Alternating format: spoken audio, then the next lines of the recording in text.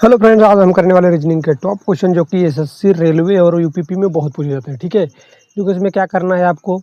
सबसे पहला क्वेश्चन देखो, ध्यान से पढ़ते हैं पहले। ठीक, देखो कैरेट को 3 1 उसके बाद 18 18 15 लिखा जाता है, तो लिटिल को क्या लिखा जाएगा। ठीक है, बेहद आसान क्वेश्चन है। ठीक, कभी कभी ऐसे बन भी जाते हैं क्वेश्चन। ठीक, बहुत आसान आसान। ठीक, जरूरी नहीं है हर क्वेश्चन तुम्हारा मॉडरेट से हार्ड ही हो। ठीक है, इजी टू मॉडरेट भी पूछ जाता है। उसके बाद कुछ क्वेश्चन होते हैं जो मॉडरेट से हार्ड पूछ जाते हैं। ठीक है, आज इसी क्वेश्चन को हम करेंगे। कुछ मॉडरेट मिलेंगे, कुछ आपको इजी मिलेंगे। ठीक, कुछ हार्ड भी मिल सकते हैं, एक दो क्वेश्चन बस। ठीक है, देखो पेपर भी ऐसे बनता है। देखो इसमें क्या कर रहा है, इसमें सी को देखो क्या कर रहा है। सी का कोड होता है 3।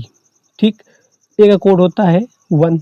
उसके बाद आर का देखो 18 दो बार लिखा है, यहाँ पर भी 18 लिखा है। 18 दोनों का कोड 18 18 होता है। ठीक है, ओ का देखो क्या लिखा है, 15 लिखा है। ठीक, 15।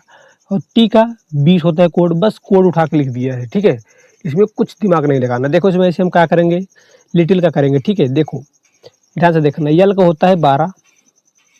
ठीक, और ध्यान से देखो ई का होता है लास्ट में देखो 5। स्मार्ट तरीके हम अभी इस बीच में नहीं कर रहे हैं। ठीक है, देखो ऑप्शन देखेंगे, हमारा पहला ऑप्शन भी 12 से स्टार्ट हो रहा है, दूसरा और तीसरा, लेकिन चौथा ऑप्शन 12 से स्टार्ट नहीं हो रहा है।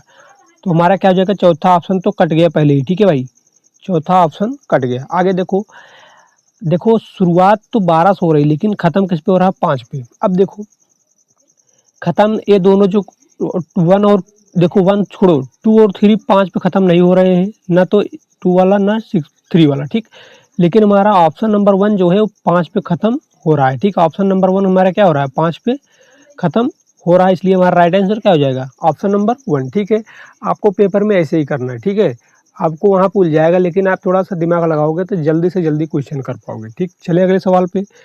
आपको पूरा सवाल करने की जरूरत नहीं है भाई। ठीक, कर भी सकते हो अगर तुम्हें देखना है सही है कि नहीं। ठीक, लेकिन पेपर में आपको ऐसे ही करना है। देखो अब चलते हैं क्वेश्चन नंबर 2 की तरफ। ठीक है, चलो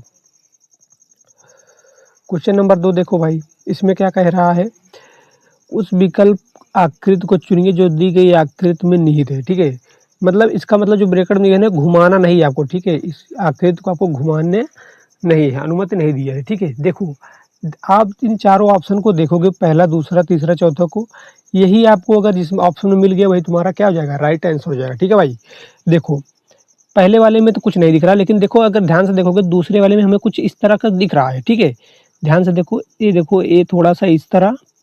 ठीक, अब ध्यान से देखो कुछ इस बना, ऐसे बना, ऊपर गया नीचे आया, समझ में आ गया, मिल गया कि नहीं मिल गया। फिर देख लो, मैं काट दे रहा हूँ इसको, देखो बन गया कि नहीं, मिल गया कि नहीं भाई।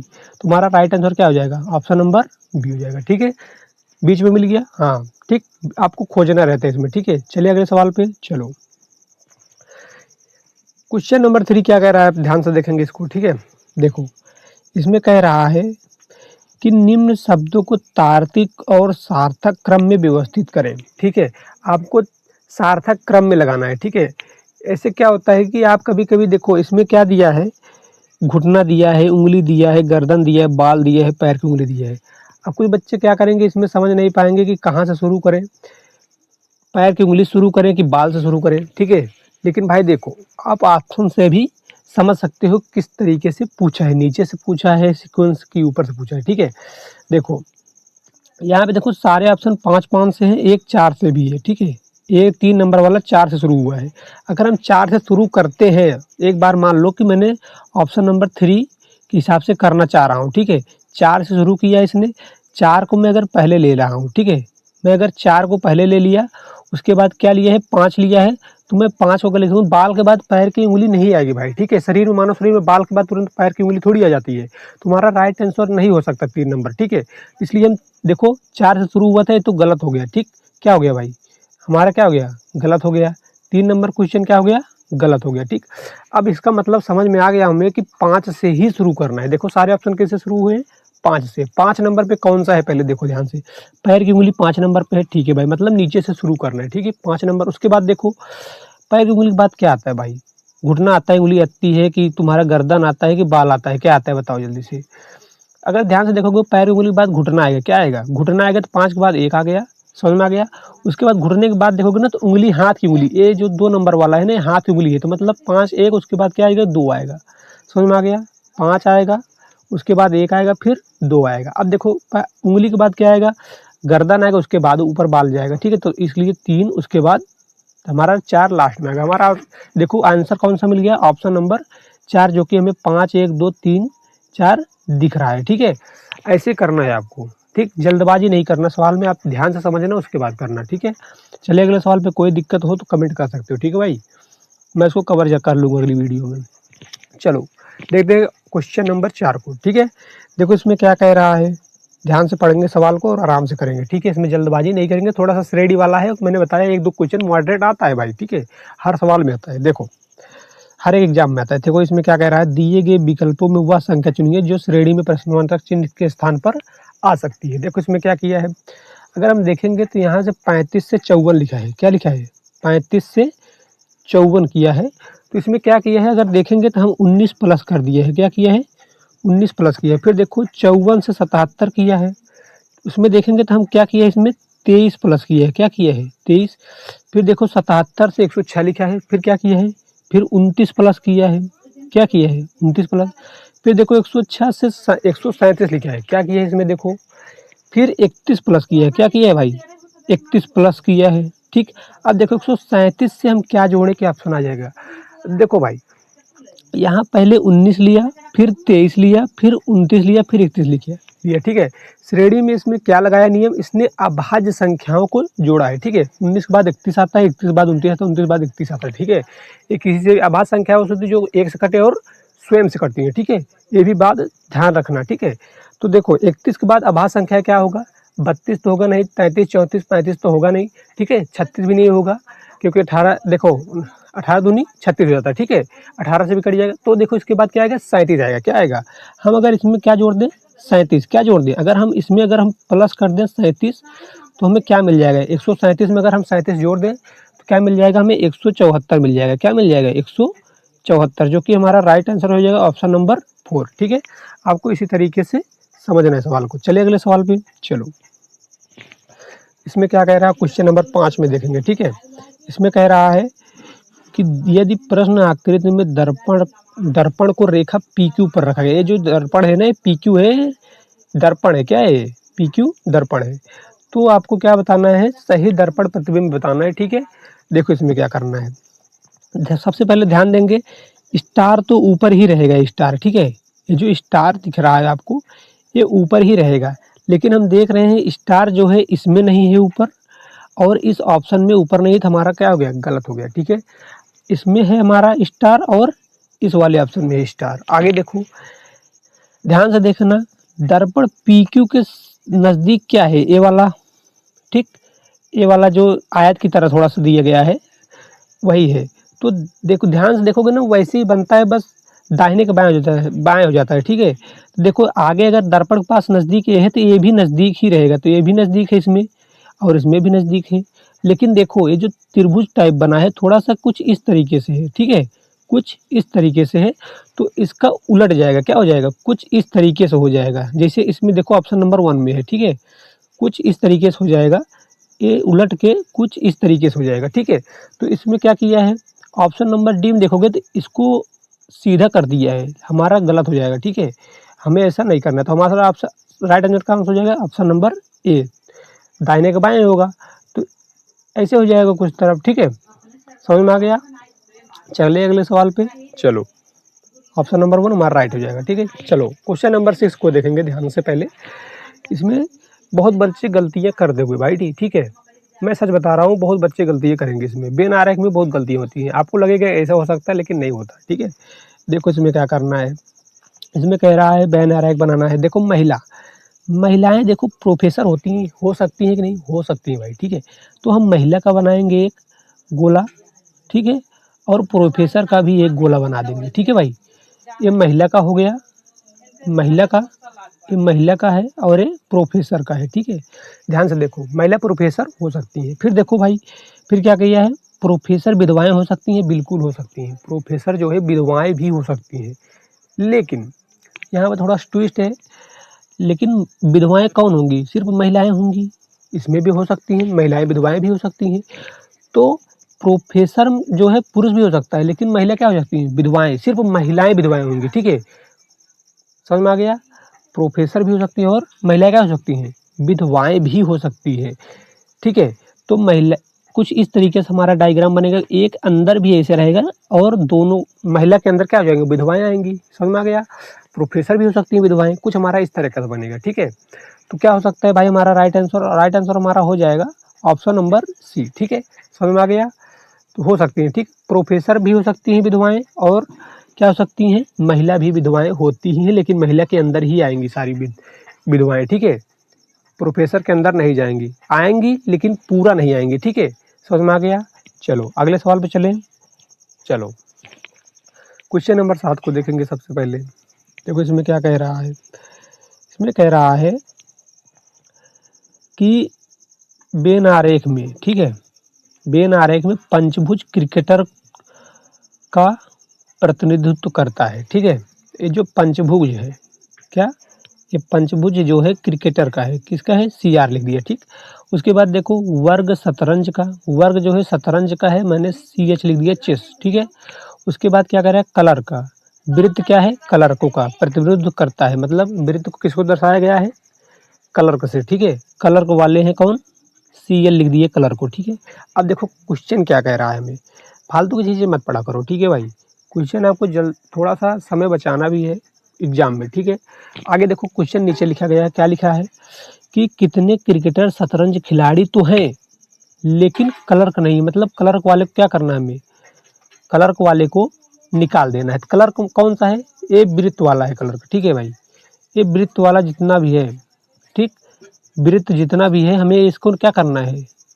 निकाल देना है कुछ। ठीक है, रुको थोड़ा सा, इस वृत्त वाले को क्या करेंगे, अरे यहाँ से, ठीक है, देखो ऐसे करके वृत्त वाले को हम निकाल देंगे। ठीक है, क्योंकि इसमें क्या है, लेकिन क्लर्क नहीं है, क्लर्क वाले को निकाल दो भाई। ठीक है, इसमें सिर्फ क्या क्या पूछा है, क्रिकेटर और शतरंज खिलाड़ी। तो क्रिकेटर और शतरंज खिलाड़ी में कॉमन कौन से हैं, देखो यही आपको क्या दिखेगा, आपको यही 22 जो 22 दिख रहा है, यही दोनों में कॉमन दिखेगा। देखो ध्यान से, समझ में आ गया, ये हमारा राइट आंसर हो जाएगा। ठीक है, ऑप्शन नंबर 1 हमारा राइट आंसर होगा। समझ में आ गया, सिर्फ इसमें क्रिकेटर और शतरंज खिलाड़ी को पूछा था। ठीक है, कितने लोग हैं, 22 लोग हैं। समझ में आ गया। चलिए अगले सवाल पे। चलो क्वेश्चन नंबर 8 को देखेंगे। इसमें क्या कह रहा है, कुछ प्रश्नवाचक चिन्ह के स्थान पर क्या आ सकता है। ठीक है, आपको बढ़िया से रीड करना है इसको, कैसे प्रश्नवाचक चिन्ह पे कुछ ला सकते हो। ठीक है, देखो इसमें 4 9 4 10 9 लिखा है, फिर 5 13 13 लिखा है, 7 9 के बाद क्या लिख सकते हो। ठीक है, इसमें देखो इसमें क्या कर रहा है, इसमें जैसे दोनों को जोड़ रहा है। ठीक है, 10 और 4 को जोड़ो, कितना हो गया, 14। इसी में से 5 को घटा दो, आपको क्या मिल जाएगा, 9 मिल जाएगा। ठीक है, वैसे ही तुम 5 और 13 को जोड़ो। ठीक है, इन दोनों को जोड़ लो, 13 5 18 और माइनस कर दो 5, कितना मिल जाएगा आपको, 13 मिल जाएगा। समझ में आ गया। फिर देखो इन दोनों को जोड़ो, 19 और 7 जोड़ोगे कितना हो जाएगा, आपको मिल जाएगा 16। ठीक है, ओ सॉरी 26, क्या मिल जाएगा, 26। ठीक, आपको क्या मिल जाएगा, 26। 26 में से क्या करोगे, 5 घटा दोगे, आपको क्या मिलेगा भाई, 21 मिलेगा। क्या मिलेगा, 21, जो कि हमारा राइट आंसर हो जाएगा ऑप्शन नंबर 3। समझ में आ गया। बहुत आसान सवाल है, लेकिन जल्दबाजी में गलत हो जाते हैं। ठीक है, चलिए अगले सवाल पे ध्यान से पढ़ना। ठीक है, देखो जैसे मैंने क्या किया, यहाँ पे देखो पहले ध्यान से, 9 देखो 19 और 7 को जोड़ा, क्या लिख दिया मैंने, गलती से लिख दिया था मैंने 16। बच्चे यहाँ पे यार एग्जाम में ना ऐसे गलतियाँ होती हैं भाई, आपको पता रहेगा कि ये आएगा, लेकिन आप एग्जाम देख के निकलोगे ना, 26 जगह 16 लिखे रहोगे ना। ठीक है, 18 जगह 28 लिख दोगे, ये गलतियाँ होती हैं, लेकिन ध्यान देना। ठीक है, जल्दबाजी में इतना भी गलत मत कर देना। ठीक है, हो जाता है कभी कभी। चलो क्वेश्चन नंबर 9 को देखेंगे, ये भी दर्पण प्रतिबिंब वाला है। ठीक है, पहले की तरह है, सेम है, इसमें ज़्यादा दिमाग नहीं लगाना। आपको मैंने एक क्वेश्चन पहले भी बता चुका है। ठीक है, देखो P अगर देखो हमेशा जब शुरू होता है इसमें ना, तो दाहिने तरफ से ही शुरू होता है। ठीक है, इस तरफ से ही हमेशा क्या होगा, ये शुरू होगा तो इधर से ही शुरू होगा। समझ में आ गया। देखो कैसे करेंगे हम इसको। चलो P अगर ऐसे लिखा है, ठीक है, P अगर कुछ इस तरीके से लिखा है, इसका उलट दो, दाहिने का बाएं कर दो। कैसे लिख दो इसको, कुछ इस तरीके से बन जाएगा। ठीक है, तो देखो पहले ध्यान से, P इसमें उलट दिया है, ये तो गलत हो गया, जल प्रतिबिंब होता है, ठीक है। अगर दर्पण यहाँ पे होता ना तब भी ये वाला सही हो जाता, लेकिन जल प्रतिबिंब वाला ऐसे उलट जाता है, तो इसमें जल प्रतिबिंब थोड़ी पूछा है हमसे, दर्पण प्रतिबिंब पूछा है, ठीक है। अगर जल प्रतिबिंब होता ना तो सारे अक्षर को मैं उलट देता, जैसे इसमें ए में उल्टा है पी को, ठीक है। तो देखो ये तो गलत हो गया, पी कुछ इस तरीके से बनेगा और ए हमारा कुछ इस तरीके से बनेगा, ठीक है। देखो कुछ इस तरीके से, ठीक है। देखो किसमें ए, इसमें भी ऐसे है, ठीक, तीनों ऑप्शन में ए ऐसे ही है। अब देखो जो डब्लू है, डब्लू तो वैसे ही रहेगा, डब्लू कैसे रहेगा, वैसे ही रहेगा, डब्लू को डब्लू लिख दिया मैंने, ठीक है। उसके बाद यम आया है, क्या आया है, यम, यम देखो कुछ इस तरीके से हो जाएगा, ठीक है। यम कुछ इस तरीके से हो जाएगा, ध्यान दो, ठीक है। यम कुछ इस तरीके से हो जाएगा। आगे देखो तीनों में यम ऐसे ही है, लेकिन देखो यम कहाँ पे गड़बड़ हो गया है, यम यहाँ पे डी ऑप्शन पे देखो, यहाँ पे उलट दिया है, ठीक है। तो ये हमारा गलत हो गया, समझ में आ गया, हमारा गलत हो गया। आगे देखो यफ है, उसके बाद क्या है, यम के बाद यफ है, इसमें देखो बी ऑप्शन में यफ को उलट दिया है, तो हमारा बी वाला भी गलत हो गया। हमारा राइट आंसर कौन सा निकल गया, सी वाला, समझ में आ गया। यफ अगर देखो यहाँ पे कैसे है, कुछ इस तरीके से है ना, तो अगर हम इसको जब दर्पण पर निकालेंगे तो कुछ इस तरीके से बनेगा, देखो इधर कुछ इस तरीके से बनेगा, जब समझ में आ गया। तो हमारा इसमें उलट दिया है बी ऑप्शन में, ठीक है, इसलिए हमारा राइट आंसर सी हो जाएगा। देखो आपको ऑप्शन को काट के करना है, ठीक है, आपको पूरा हल नहीं करना है कि आप हल करने बैठ जाओ और एक एक अक्षर करो, नहीं, समझ में आ गया। मैं तो आपको बता रहा हूँ ऐसे कर रहा हूँ, नहीं तो देखो जिस पे ध्यान इसमें मिलते रहते हैं ना, देखता हूँ कौन सा डिफरेंस दिख रहा है हमें, तो जिसमें गलतियाँ मिलती हैं उसको मैं काटते चला जाओ, ठीक है। ऑप्शन एलिमिनेट करना सीखो, समझ में आ गया। आपका राइट आंसर जो होगा वो निकल जाएगा बाहर, ठीक है। चलिए अगले सवाल पे चलो। क्वेश्चन नंबर 10 देखो, इसमें कह रहा है एक वाले फलक जो है उसका विपरीत फलक कौन सा है, ठीक है। देखो इसमें क्या करेंगे, तो ध्यान दो कि इसमें आपको कॉमन ढूंढना है, ठीक है। इसमें देखो 6 1 2 है, इसमें क्या है 5 2 1 है, दो दो कॉमन मिल गया, हमें दो दो कॉमन नहीं चाहिए भाई, सिर्फ एक कॉमन चाहिए, ठीक है।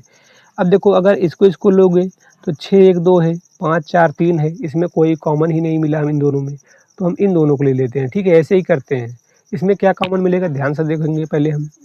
इसमें देखो 5 2 1 है, क्या है 5 2 1 है, और इसमें 5 4 3, आपको क्लॉकवाइज में भी घुमाना है, ठीक है। आप इसी तरह घुमाना है, समझ में आ गया, जैसे मैं घुमा रहा हूँ।